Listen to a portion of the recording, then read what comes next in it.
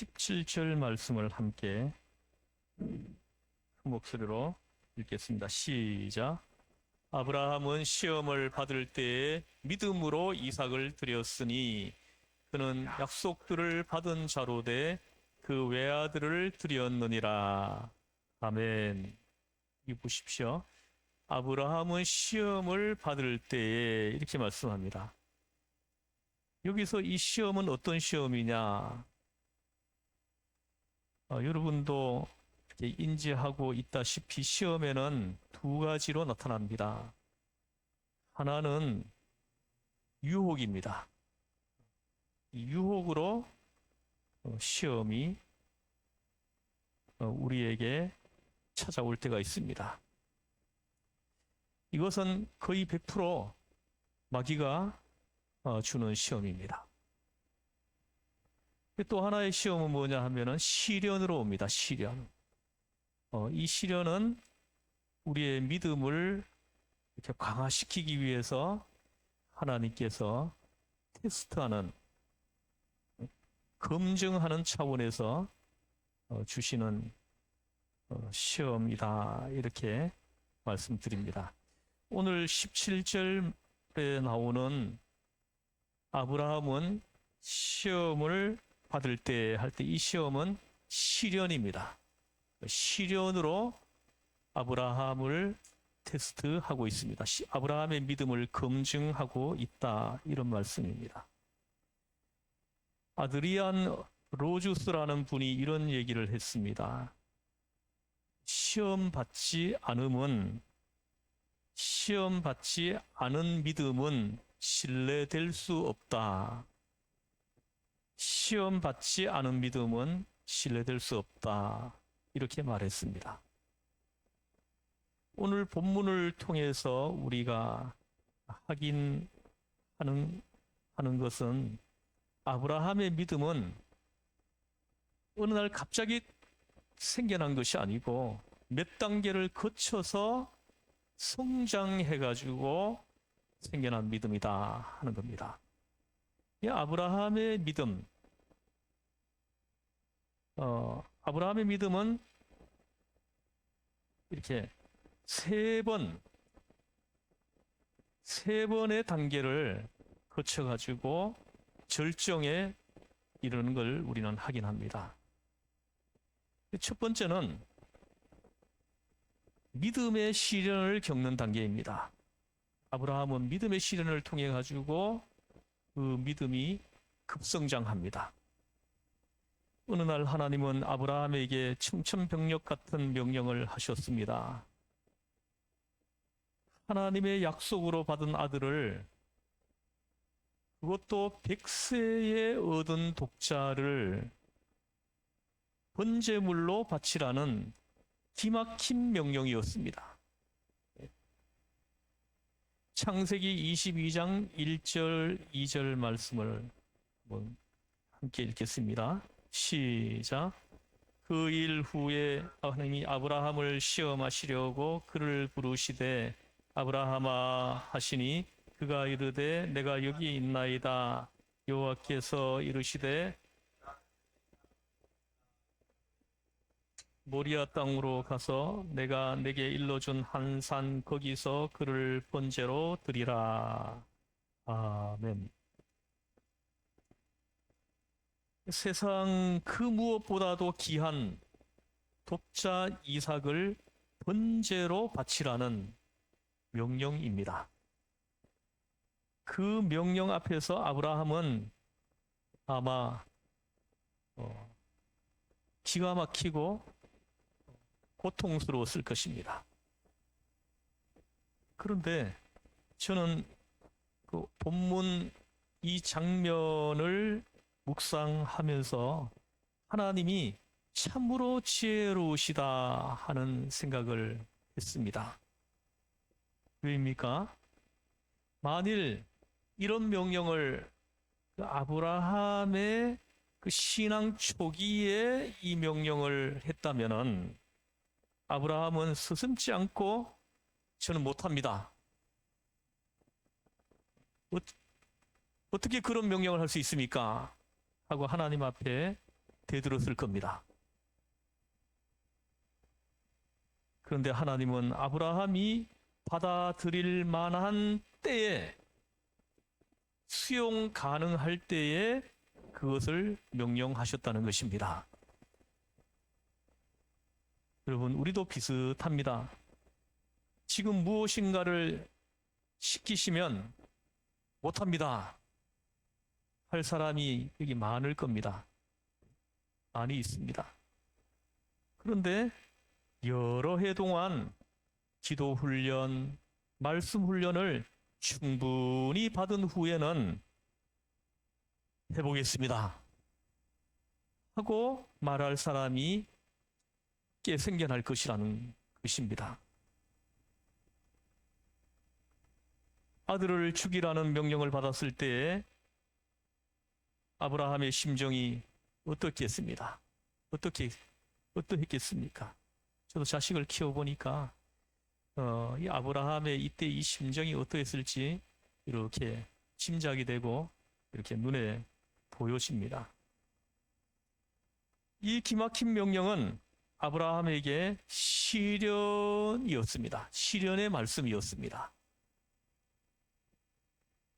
믿음이 있다 해도 감당하기 어려운 명령을 내린 것입니다. 하나님의 존재를 의심케 하는 명령이요, 믿음의 뿌리를 송두리째 흔드는 명령을 하신 겁니다. 여기서 우리는 믿음에도 시련이 있으며 성숙한 신앙인이 되기 위해서는 감당할 수 없는 갈등도 통과해야 한다는 가르침을 우리가 얻습니다.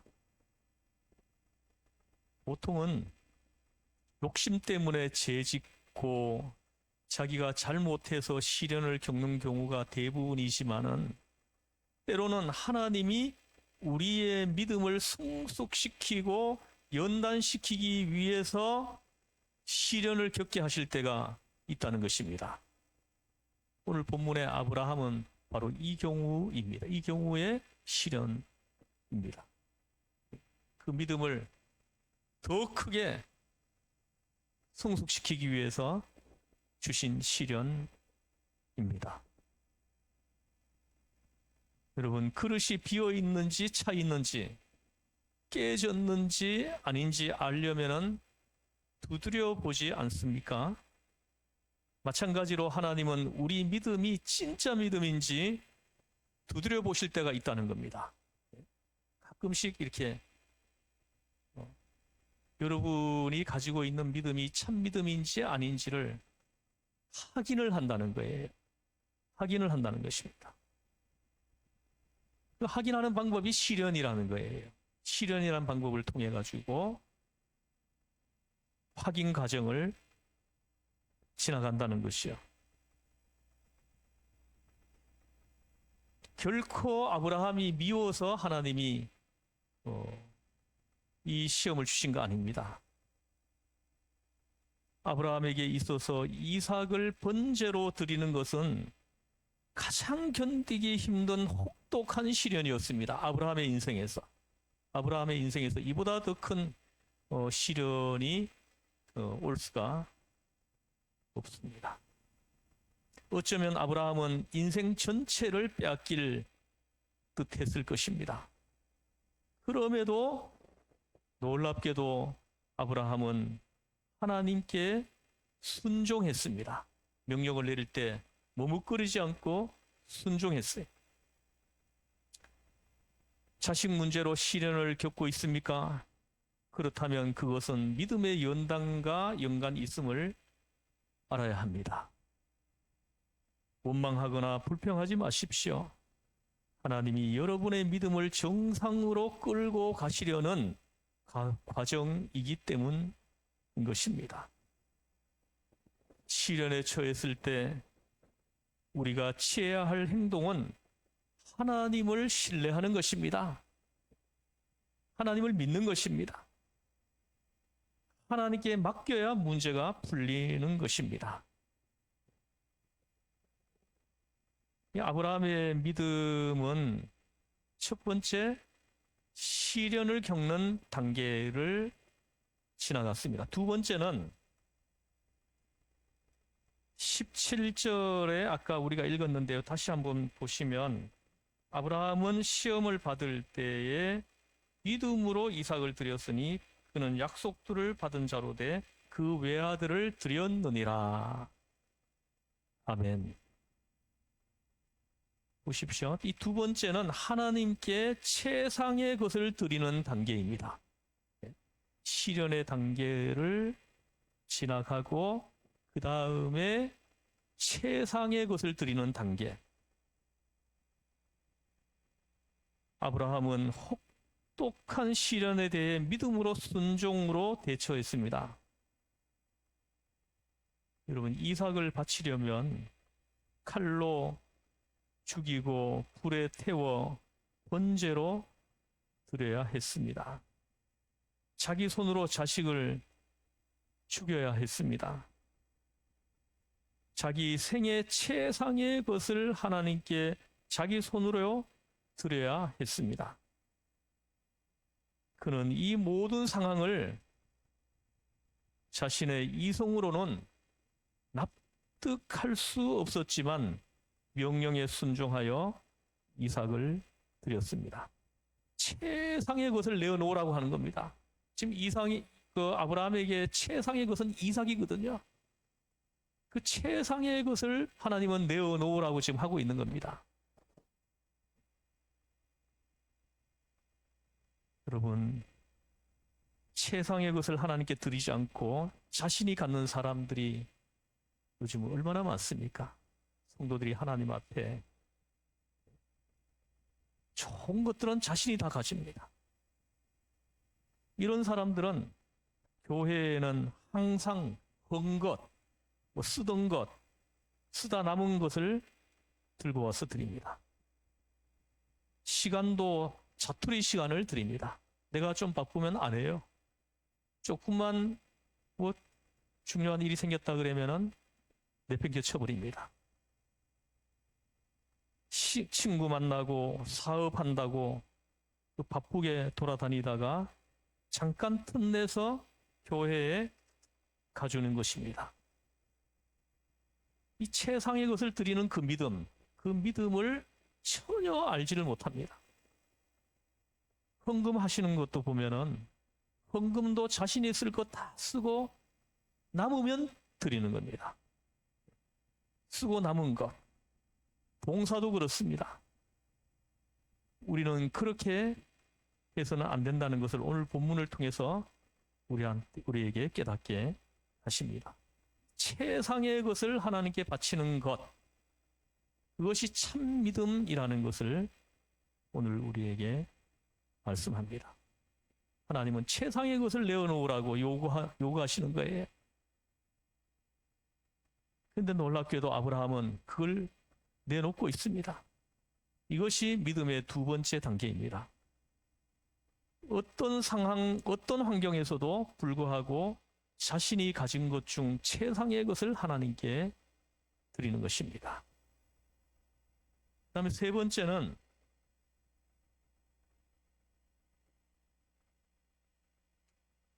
부활 신앙을 발견하는 단계입니다. 어디를 보시냐 하면 19절을 보시겠습니다. 19절 같이 읽어보겠습니다. 시작. 그가 하나님이 능히 이삭을 죽은 자 가운데서 다시 살려 줄로 생각한지라. 비유컨대 그를 죽은 자 가운데서 도로 받은 것이니라. 아멘. 놀라운 말씀이 여기 기록되어 있습니다. 그가 하나님이 능히 이삭을 죽은 자 가운데서 살리실 줄로 생각한지라. 믿었다는 것입니다. 이 믿음이 있었기 때문에 이삭을 데리고 간 거예요. 이삭을 데리고 간 것이죠. 하나님이 이삭을 다시 살리실 줄로 아브라함은 믿는 이 믿음이 있었다라는 거예요. 그 믿음이 행동으로 옮기게 했다는 거죠. 틀림없이 하나님은 이삭을 그렇게 데려가시지 않을 거라는 걸 믿었다는 것이죠. 아브라함에게서 부활 신앙을 우리는 발견하는 것입니다. 놀라운 믿음이에요. 아브라함이 최상의 것을 스스럼지 않고 바칠 수 있었던 것은 바로 이 부활 신앙 때문이라는 것입니다.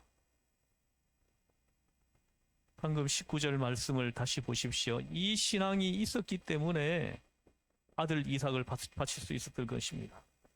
9절 보십시오. 비유컨대 그를 죽은 자 가운데 도로 받을 것이니라. 비유컨대 그를 죽은 자 가운데서 도로 받을 것이니라. 이렇게 말씀해요. 하나님이 도로 돌려줄 거라는 거, 도로 돌려주실 거라는 거, 이걸 믿었다는 거예요. 이 믿음이 아브라함으로 하여금 하나님의 명령에 순종할 수 있게 했다라는 거예요. 이 믿음대로 됐잖아요. 그죠?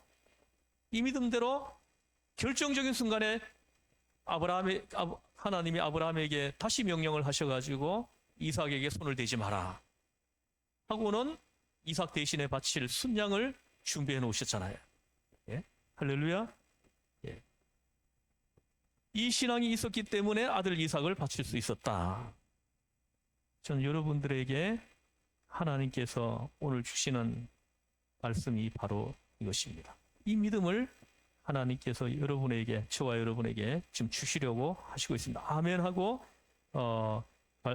말씀을 받으시기를 바랍니다.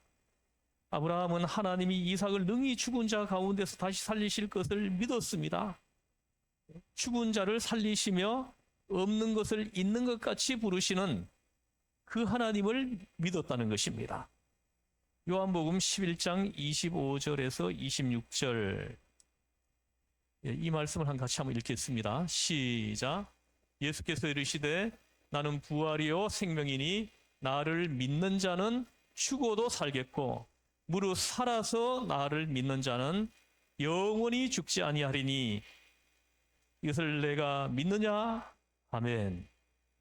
이 믿음이 여러분들에게 있습니까? 죽어도 살겠고, 아브라함에게 놀랍게도 이 믿음이 있어요. 죽어도 살겠고, 무릇 살아서 나를 믿는 자는 영원히 죽지 아니하리니, 이 믿음이 아브라함에게 지금 있는 겁니다.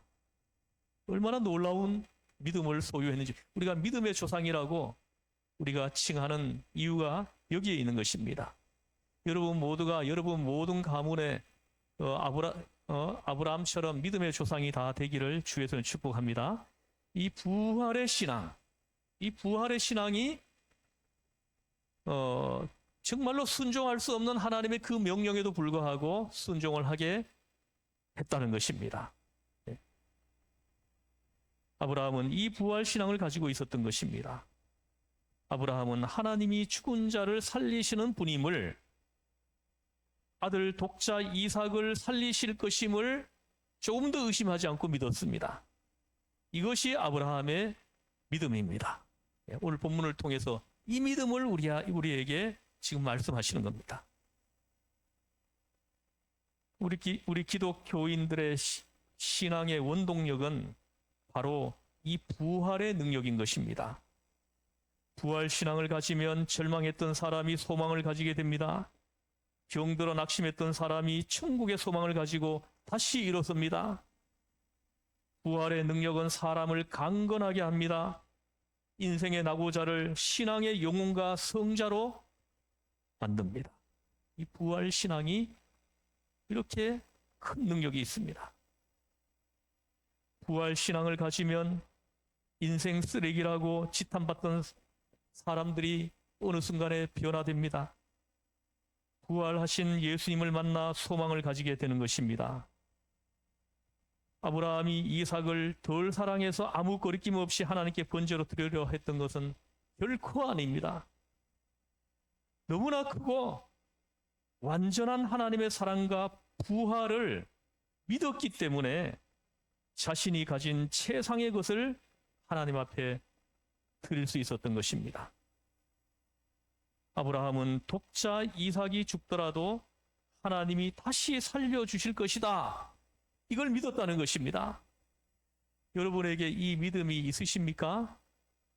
여러분에게 이 믿음이 생겨나기를 주의 이름으로 축복합니다.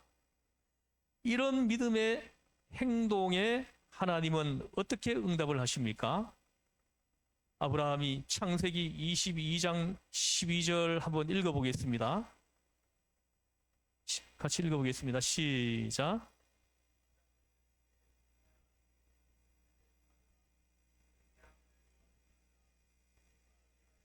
독자까지도 내게 아끼지 아니하였으니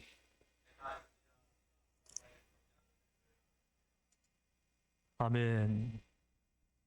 아브라함이 칼을 가지고 이삭을 치려는 바로 그 순간에 하나님은 아브라함을 부르십니다. 아브라함아, 아브라함아. 다급하게 부르시는 거예요. 두 번이나 부르시면서 그 아이에게 내 손을 대지 말라. 그 아이에게 아무 일도 하지 말라. 내가 내 아들 내 독자까지도 내게 아끼지 아니하였으니 이제야 내가 나 하나님을 경외하는 줄을 아노라 하고 말씀. 이제야 내가 하나님을 경외하는 줄 확인했다. 이렇게 말씀하는. 그리고는 순양을 보내셔서 이삭 대신 죽게 하셨습니다. 이것이 하나님의 방법입니다. 여러분, 여러분의 가족을, 불신자 가족들을 다 구원해내기가 쉬운 줄 아십니까? 이 아브라함의 이 믿음, 아브라함의 이 믿음을 가지고 여러분이 신앙생활을 해야 여러분 가족들이 다 돌아옵니다. 그리고 여러분에게 묶여있는 문제들이 풀리고, 비로소 대속의 은혜, 하나님의 그 크신 대속의 사랑을 깨닫고 감격하고 기뻐하고, 그때부터 여러분들의 신앙이 살아있고, 말씀만 들어도 눈물이 나고 예수 이름만 들어도 춤이 나오고, 이런 은혜를 여러분들이 실제 체험하는 간증이 있어야 되지 않겠습니까? 평생 여러분 예수 이렇게 믿다가 그냥 끝낼 것입니까? 이 아브라함의 믿음을 여러분들이 사모해야 됩니다. 간절히 사모해야 돼요. 여기서 이삭 대신 죽은 순양은 누구를 상징합니까? 우리 죄를 위해 갈보리 언덕 십자가에서 피 흘려 돌아가신 하나님의 어린 양 예수 그리스도이십니다. 하나님은 이삭을 바치기로 결심한 아브라함에게 오히려 자신의 독생자 예수 그리스도를 주셨던 것입니다. 할렐루야. 예수님보다 더 큰 것은 없습니다. 하나님은 나에게 예수 그리스도를 주셨는데 내가 하나님께 무엇을 못 드리겠습니까? 돈, 명예, 보석, 자식, 그 무엇을 예수님과 바꿀 수 있겠습니까? 부활 신앙을 가진 사람은 하나님을 위해 어떤 희생이라도 머뭇거리지 않고 합니다. 이렇게 사는 대표적인 사람들이 누구입니까? 선교사님들입니다. 하나님 앞에 자기 인생을 통째로 바친 사람들입니다. 그들은 시간이나 재물의 11조 정도가 아니라 온 생애를 하나님께 몽땅 바친 것입니다. 위클리프 성경 번역 선교회라고 있는데요.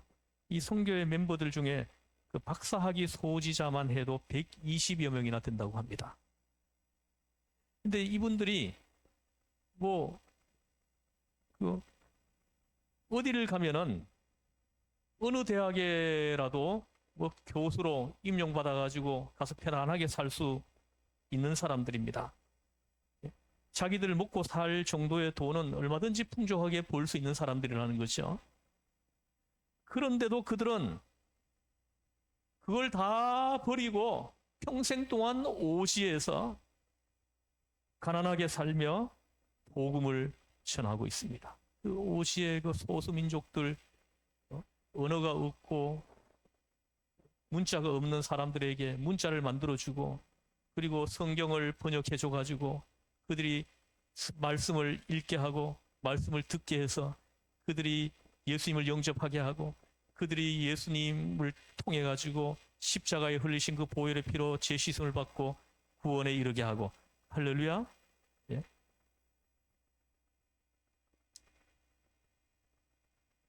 하나님께 자신의 생애 전체를 최선으로 드리기 위해서 이분들은 이렇게 사는 것입니다.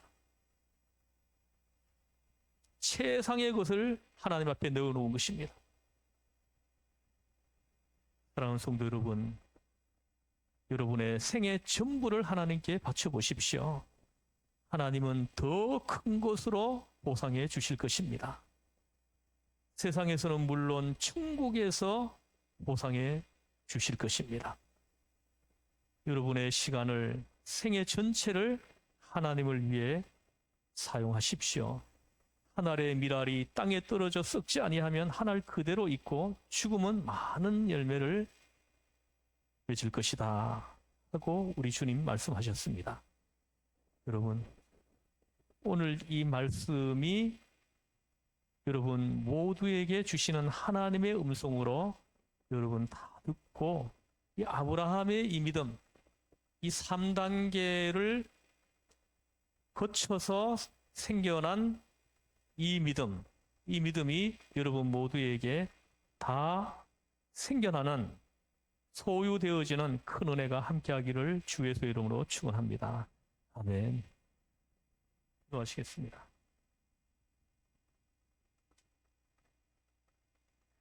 하나님 아버지, 아브라함이 그 백세에 얻은 그 독자를 하나님께 바치라고 할 때 그렇게도 담대하게 그 아들을 바치라는 그 말씀에 순종할 수 있었던 것은 바로 시련을 이겨내고 시련을 겪고 또 하나님 부활신앙, 이 부활신앙을 소유하고 있었기 때문임을 우리가 오늘 깨달았습니다. 이 부활신앙이, 이 부활의 신앙을 통해서 우리에게 소유되어진 그 믿음이 최상의 것을 하나님 앞에 내어놓게 하고 나의 모든 것을 집중해 가지고 하나님의 말씀이 이 땅에 전파되도록 하는데 사용할 수 있다는 것을 우리가 비로소 깨닫습니다. 하나님, 우리에게 아브라함의 이 믿음을 하나님 우리에게 허락해 주시기를 소원하고 또 소원합니다. 하나님, 우리가 이 믿음을 간절히 사모하는 마음으로 하나님 앞에 기도하고 나아갈 때 하나님께서 성령을 부어주셔서 이 믿음이 우리 안에 가득 채워지는 성령의 충만한 역사가 함께하여 주시옵소서. 우리를 죄에서 구원하신 예수님의 이름으로 기도드리옵나이다. 아멘.